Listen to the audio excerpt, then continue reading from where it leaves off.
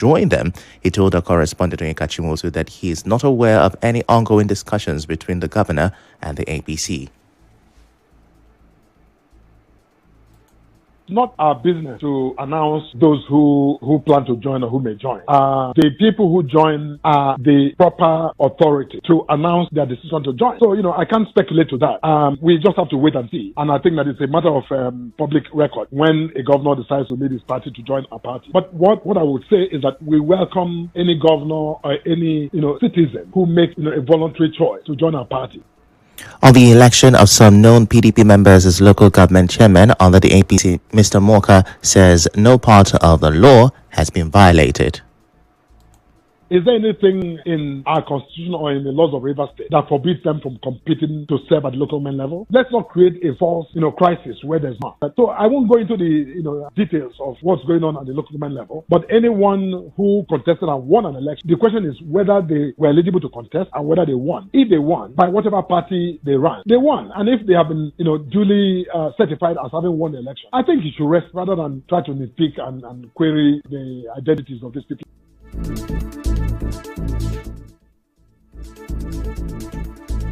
It is now more than a month since Rivers State Governor Siminalayi Fubara returned from suspension, and many in the state are still wondering why his full cabinet is yet to be formed. Public affairs analyst Opunabon Kotaria says Rivers people had expected the cabinet to be ready by now, but the governor may have valid reasons for the delay, especially in appointing a commissioner for justice and attorney general. We expect the government to constitute a full cabinet, but we don't understand why the rationale behind the delay. Rivers persons are eager to know their commissioners, especially the Attorney General of the state. But I believe that the governor must have some cogent reasons. Probably he's still negotiating with his appointment. The governor himself said, in the spirit of that agreement, on negotiations are ongoing. These are all conjectures because he never made any pronouncement, he never made any statement concerning the appointment of the commissioners. Also adding his voice to the debate, now lawyer Chimene Mwodi says there's no cause for concern yet. He explains that the governor is taking his time to consult widely and choose the right people for the job. We must understand that he just came back after the suspension. The government must have to be prudent in terms of making selections. And this is the time for politics at the highest level. There is a lot of interest going on where the government will have to lie low, either to the federal government or to the appointed. Government will have to be prudent. This is not a family meeting. And of course, there is politics at the highest level, where there is an interest from the presidency down to the level that, of course, from the appointer. The governor wants to select those that are very accessible. 1 month is not enough. The governor is trying to be careful.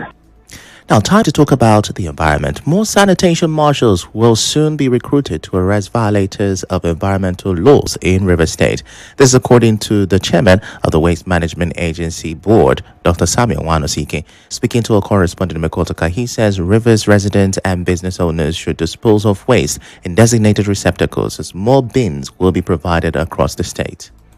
The point we are now is to get the foundation right. The foundation is get the proper dump sites that will make collection of refuse easy. In environmental activities in the state, if you cannot dispose, dump it. So we believe that when we have finished setting up the 3 new dump sites with all the equipment we need, then we also go to the second stage of recruiting sanitation marshals. After the recruitment, don't forget, we have environmental laws which permit that we take those refuse disposal deporters to an environmental court. He also reminded residents that the ban on dumping refuse on road medians remains in force.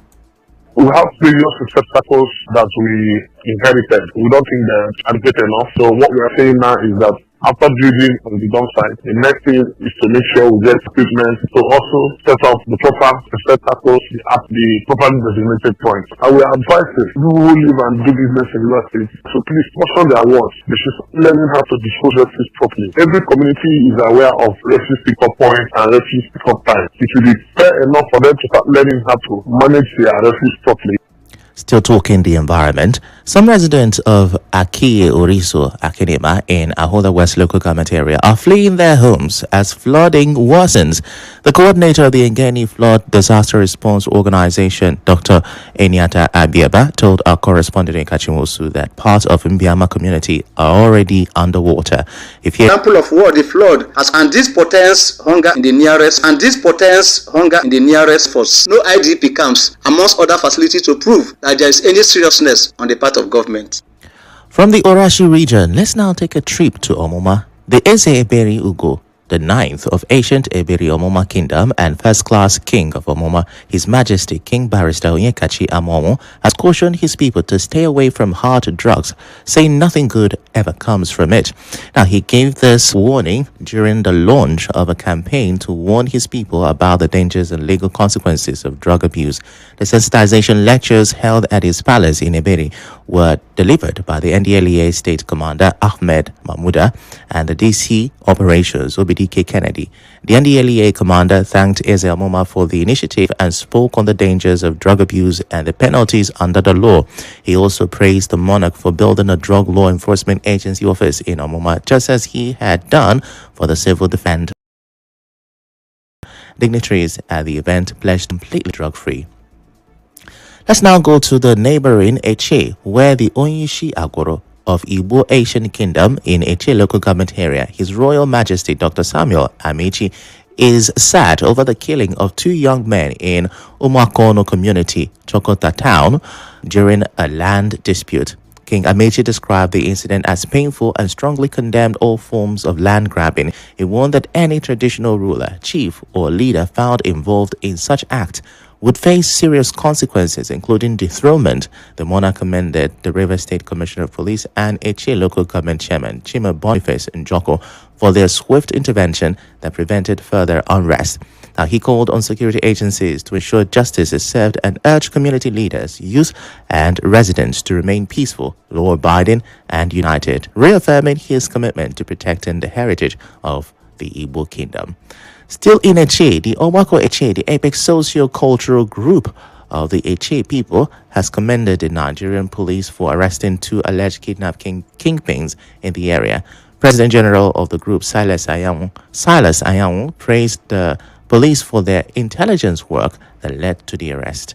He also warned kidnappers, organ harvesters, and other criminals to leave Eche, saying the community will never be a safe haven for crime. Dr. Ayamu also commended the Eche Council Chairman Chima Boniface Njoko for setting up a committee to tackle land grabbing and dredging activities in the area. However, he expressed concern that dredging has resumed around the Chokocho Bridge despite earlier suspension, urging the chairman to find a lasting solution. I'm back here in Obiakpo local government area.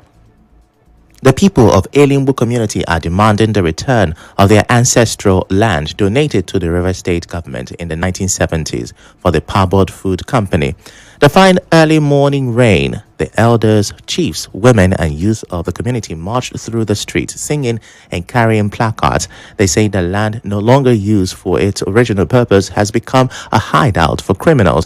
Addressing journalists, the Eze Rumudebere, the third of Elimbu Eze Ben Enyinda Uche, said the people have resolved to reclaim the land, which was given to the government over 40 years ago without compensation. This Parboard Food Company, it has been lying fallow over 40 years now, and nothing is happening. And both women, the youth, the elders, and the chiefs, they have decided that government, since they are no more using the place, they should surrender our land back to us, because there was no proper acquisition during the time that this place was given to them, which we are also begging His Excellency Sassim Simara to hear the voice of his people to release this land for us. We need the land. Our youth have nowhere to build, our women have nowhere to farm. So what the community is saying this morning, let them give us back our land. Well, also speaking, the chairman of the Elimbu Town Council, Godfrey Nanawobo, appeals to what we are saying, I'm not here for violence. Since the purpose of this place are being defeated, let them release the land for Elimbu Town. Our mother don't have where to farm. Our teeming youth don't have where to build house. So we are begging His Excellency, the government. The CDC chairman, Thank God Odo, and youth president Henry Chukwu stretched for government action. government community now have where to farm. Even some of us that are farming here, those that are living here, they are chasing them away. That is why we are here today to tell them to give us back our land. They gave them the land to employ our people. They did not employ them. None of a Limbu community person has worked in this place up to today. All the retired staff of agriculture and lands, they just come here and acquire the place. As it stands today, our community women does not have where to make their market. We don't have where to build. We don't have where to farm. Since here is no more functioning, so we are pleading the government to release it back to the community. Well, just before we go on break, let's inform you that if you reside within Choba, Alakahia, Rumalogo, Rumosi, and Rumwekini, we have good news for you. The councillor representing Ward 15 at the Obiabo Legislative Assembly, Gladys Spencer Akani, says the council, in collaboration with the River State, will on malaria, blood sugar, and immunization for children. She urged residents in need of healthcare to gather at Obi. Somoyole Sowore was arrested on Thursday. Plus, we have the latest on.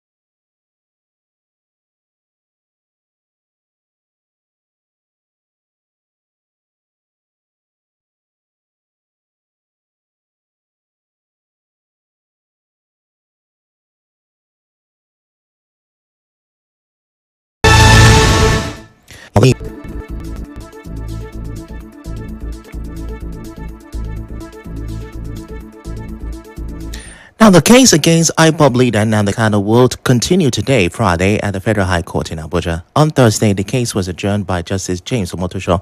This came after Kanu's lead counsel, former Attorney General of the Federation, Kanu Agabi, said they would be stepping down from the case, a request reportedly made by Kanu himself. The IPOB leader is facing a 7-count charge brought by the federal government restricted area in Abuja against a court order forced PRO Benjamin to prosecute without charging the person who led them. The talking legal matters, Port Harcourt-based lawyer Vincent Chukwu wants the Supreme Court to treat constitutional cases with more urgency.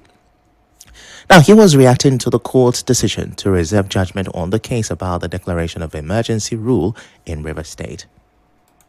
Any other time that such matters of urgent public importance are filed, then the Supreme Court must do everything within its powers. In fact, such matters are classified as very urgent matters so that they should decide it with, and then let us know the illegality or otherwise of such action. The purpose of which we think it will serve now is just merely for the record and as a precedent. But then it was not the purpose for which the payments went to the court. It was for the court to determine the illegality or otherwise of the power of the president.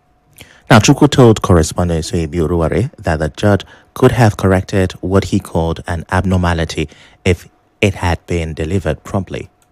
We are seeing that the Supreme Court should not do certain things that even an ordinary person will perceive that the court is really not performing its rule under the Constitution. That a case was filed, and the cases of emergency, just like the case of the illegality of the election of the local government chairman in Rivers State, was given as a accelerated hearing, that now that the Supreme Court has now adjourned this matter for judgment, of what use when the emergency rule has come to an end?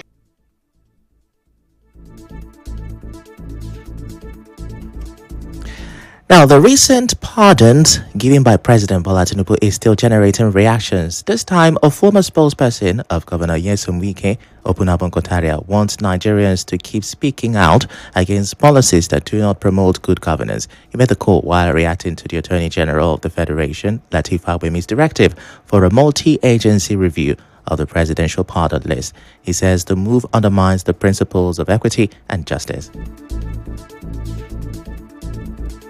Nigerians must be very watchful, like they did when this list was released. I commend Nigerians to speak, and this we need to do in order to ensure that the right things are done in this country. Because if we remain silent, we'll be taken for granted. So I'll call Nigerians to continue, never to relent. Whenever they perceive injustice, when they should not just relax and resign themselves to fate, but we should all come out and talk against that injustice. And that is the only way we can make the country better. Nkotaria adds that there is no justification for pardoning people convicted of serious crimes like murder, drug trafficking, and kidnapping.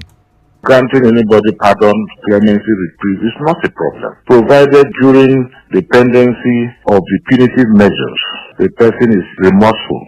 You can grant, but there is no justification. You're sentenced to death and 5 years after. What message are you sending across to Nigerians? The dog barrel. What message are you sending across to Nigerians? Meanwhile, others with lesser crimes are languishing in jail for 20 years, 30 years, 40 years. As you may know, the Attorney General has asked the EFCC, NDLEA, ICPC, and police to review the list of those granted presidential pardon following public criticisms over the names on that list.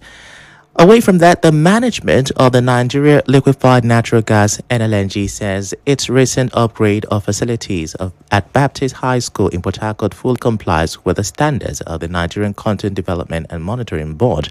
The company's general manager for external relations and sustainable development, Dr. Sophia Horsfall, said this at the commissioning of a remodeled and fully equipped ICT center at the school. She explained that NLNG's goal is to continue improving lives sustainably through education and technology. Today, we are proud to be part of the continuing story of Baptist High School. We look up to these future leaders to continue to innovate and transform our societies in ways that improve lives sustainably. Through this HCD institutional strengthening program, supervised by NCDMB, each of these upgrades is an investment that gives the students a place where learning feels exciting and where teachers have the tools to do what they need to do best.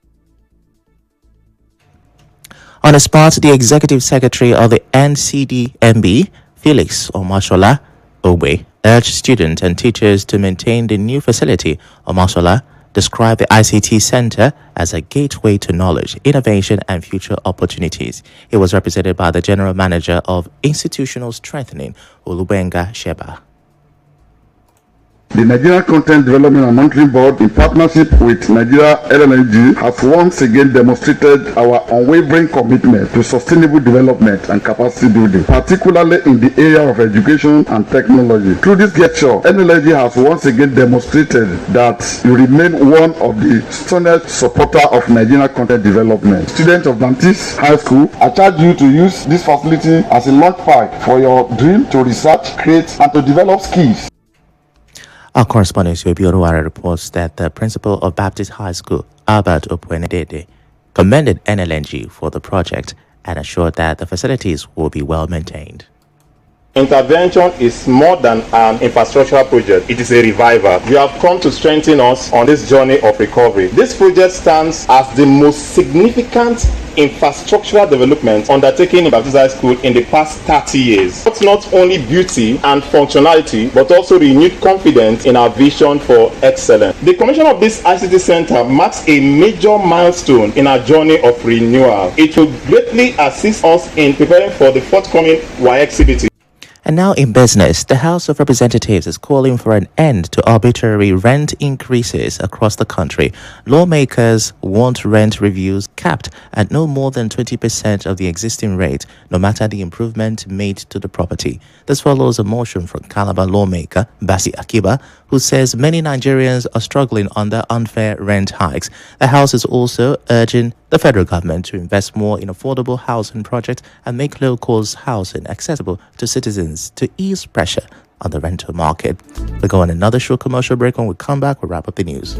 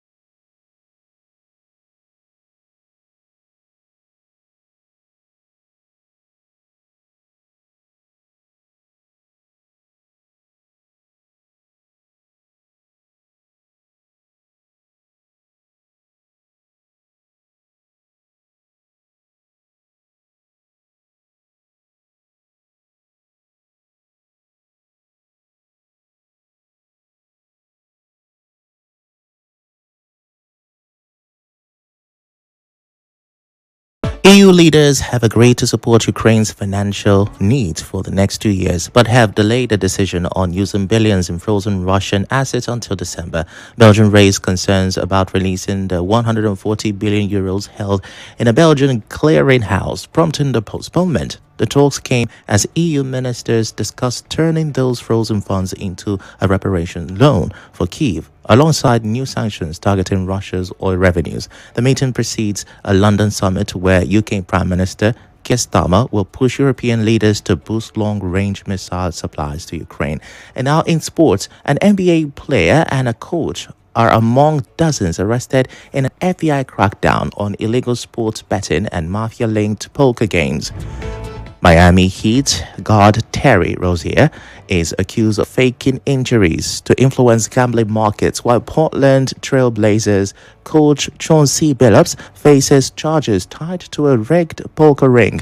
Prosecutors say the poker scheme involved members of New York's major crime families and targeted victims in high-stakes games alongside sports stars. Now, they allege the group used high-tech tools like contact lenses, marked cards, and x-ray tables to cheat players out of millions. That's the news, but before we go, here is a recap of the major stories we brought you this hour. We told you that President Tinubu has charged the new INEC chairman to defend integrity of Nigeria's elections. You also heard APC spokesperson Felix Morka saying the party will not stop Governor Fubara if he decides to decamp. And we brought you a report about residents of Akioriso, Akinima in our Ahoda West local government area fleeing their homes, even as we told you that Ruwama is set to recruit sanitation marshals. The news was edited by Ufoma Ebamano. To reach the news team, send an SMS or WhatsApp to 0808 721 7215. I'm Ife Chukwumoyele. Many thanks for listening.